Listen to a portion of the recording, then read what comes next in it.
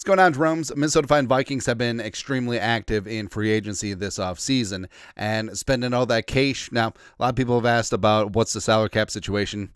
You don't really know until those contracts are officially filed. Then you see the 2025 cap hit. Now, from the initial contracts, looking at Hargrave and Jonathan Allen, Byron Murphy Jr., Will Fries, Vikings saving up some cap space for something.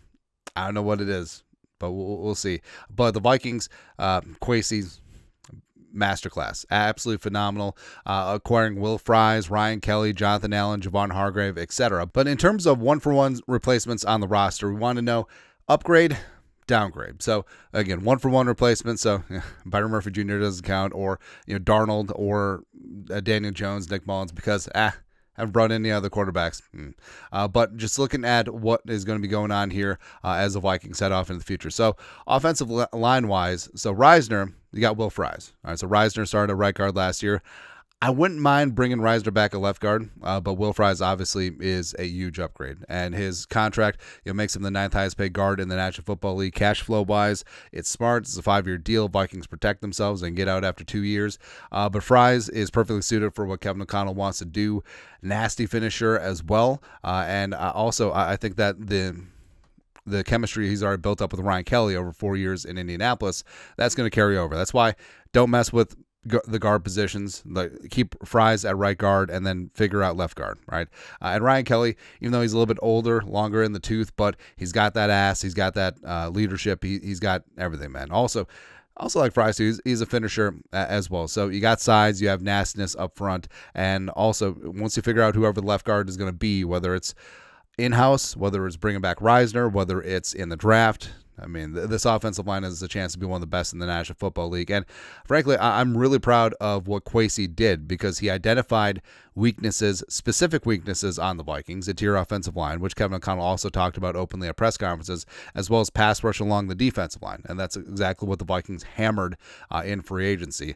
Also, bringing Justin School, the backup swing tackle from the Buccaneers, started with the 49ers, the pride of Vanderbilt, replacing Quisenberry. Now, Quisenberry is fine for a couple of seasons, but definitely aging out a little bit. So a huge upgrade for School there. And also, so a player that visited hasn't officially signed, but I think that something gets done.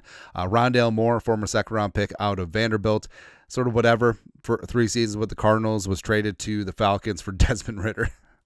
Tore his ACL in training camp last year. Now, they bring him in for a visit, I'm sure because they want the medical team to check out that knee, but that's an upgrade over Brandon Powell. I know that Kevin O'Connell loves Brandon Powell, but in terms of explosiveness in the receiving game, not to mention an upgrade in both the return games, Rondale Moore, if healthy, knocking down all the wood, he has a chance to be that dude. Defensive line-wise, so you got Bullard, solid against the run, older veteran, replaced with Jonathan Allen, Jerry Tillery, who just signed. Where did he sign? Oh, yeah, Chiefs. Replaced by Javon Hargrave. Huge upgrades, both spots. So, the Vikings, if they want to stick with the 3-4 base, these guys are going to have to play a lot of 5-tech. But passing downs, put them in the B gap, let them both blow things up. So Allen, very good at setting the edge. Hargrave, more of a pass rushing specialist, but it is what it is. Either way, again, the Vikings identified a specific need, pass rushing from the defensive line, and a huge upgrade for both those spots. Also, if you look at the cap hits and cash flows of the Allen and Hargrave deals, huge for the Vikings as well. Next, so Kamu Grugier-Hill came in from the Texans, a veteran backup linebacker, as well as a special team standout. Brought back Eric Wilson, which I love to see. And Wilson can back up Cashman as well as Pace Jr., fellow undrafted Cincinnati Bearcat linebacker, and play some good special teams. But overall, I think it's a push. That's a lot of respect to Kamu. It's not a slight against Wilson at all, who I think is going to be perfectly fine, but a bit of a wash at this point. Then you got cornerback 2. So Isaiah Rodgers, who Eagles fans were pissed that they lost Rodgers. Now, Rodgers, the only Rodgers the Vikings are going to sign, by the way. So he had a good rookie deal with the Colts.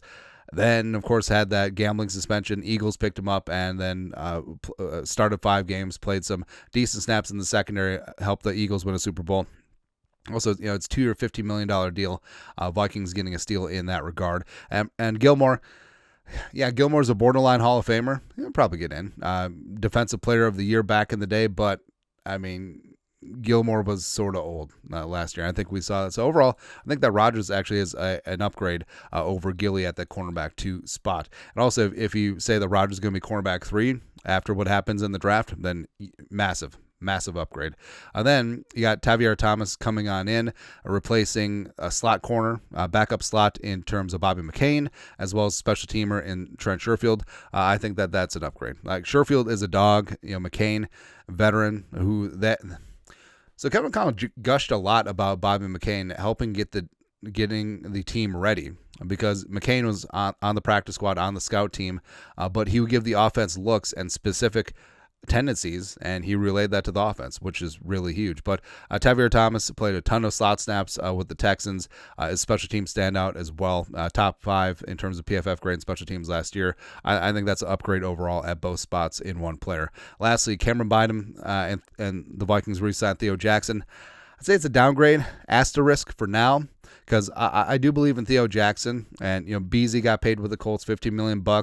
Vikings got Theo Jackson for 40% of that price. And I think that Theo is a player that the coaches love, who played well whenever he's given an opportunity. And also, remember in training camp, like, Theo Jackson would always come away every single day with a big-time play. All right, so that does matter. So I would say, as of right now, it's a downgrade, mainly because Cam Beasley last year played at an extremely high level. Outside of trying to tackle Jahmyr Gibbs, Beasley was definitely on one. So I would say downgrade for now, but that definitely could develop into an upgrade as well, especially factoring in costs. But that's it. Your thoughts are thoughts. Take a look at the Vikings free agency moves, 1-for-1, upgrades, downgrades, etc. Subscribe for daily Vikings takes. Want to support the work? Put a little something in the Venmo. But until next time, Skol, production value.